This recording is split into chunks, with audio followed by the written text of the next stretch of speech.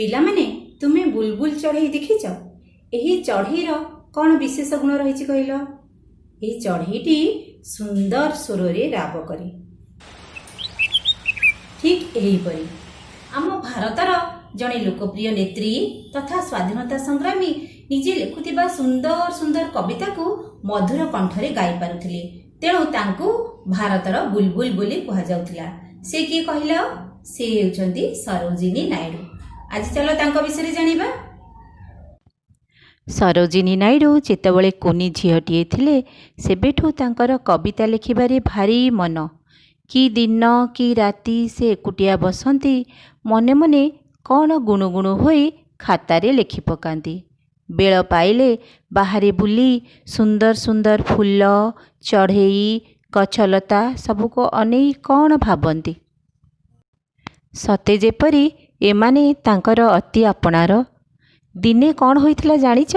ଅଙ୍କ କଷିବା ପାଇଁ ବାଧ୍ୟ କରି ତାଙ୍କ ବାପା ତାଙ୍କୁ ଗୋଟିଏ କୋଠରୀ ଭିତରେ ରଖି ବାହାରୁ କବାଟ ବନ୍ଦ କରିଦେଲେ। କିଛି ସମୟ ପରେ ବାପା ଆସି କବାଟ ଖୋଲି ଦେଖିଲେ ଅଙ୍କ ନ କଷି ଝିଅ ଲେଖି ପକାଇଛି ଗୋଟିଏ ସୁନ୍ଦର କବିତା।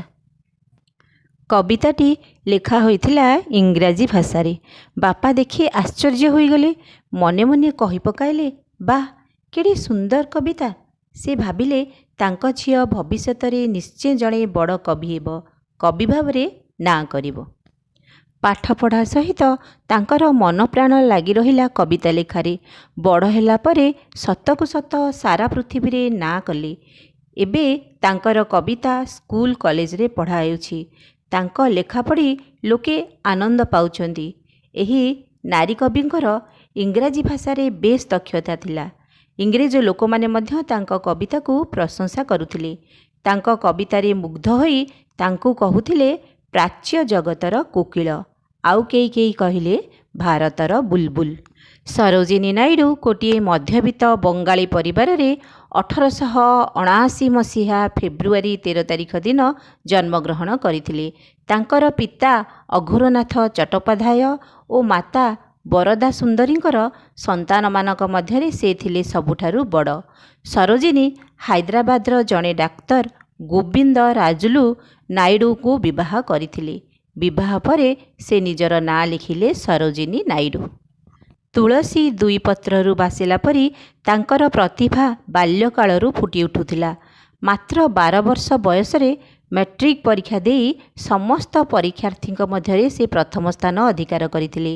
ଏହାପରେ ସେ ଯାଇ ଇଂଲଣ୍ଡର କେମ୍ବ୍ରିଜ ବିଶ୍ୱବିଦ୍ୟାଳୟରେ ନାଁ ଲେଖାଇଲେ।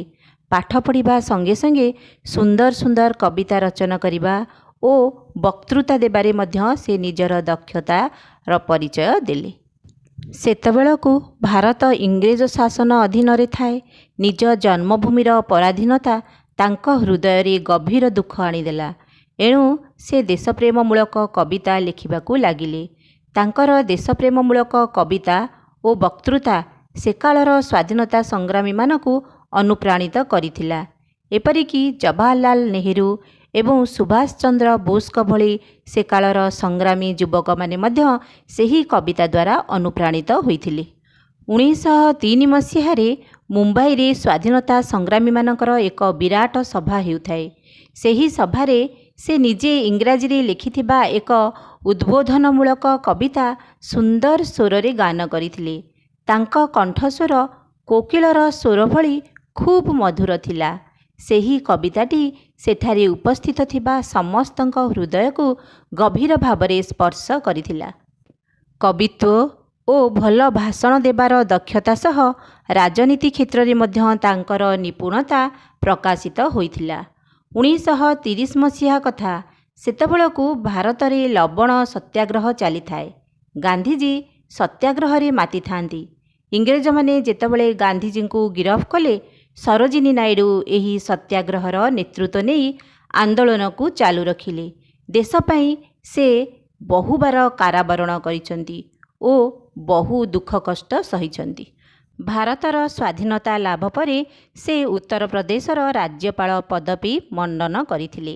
ଏପରି ଗୌରବ ଅର୍ଜନ କରିବାରେ ସେ ହେଉଛନ୍ତି ଭାରତର ପ୍ରଥମ ମହିଳା।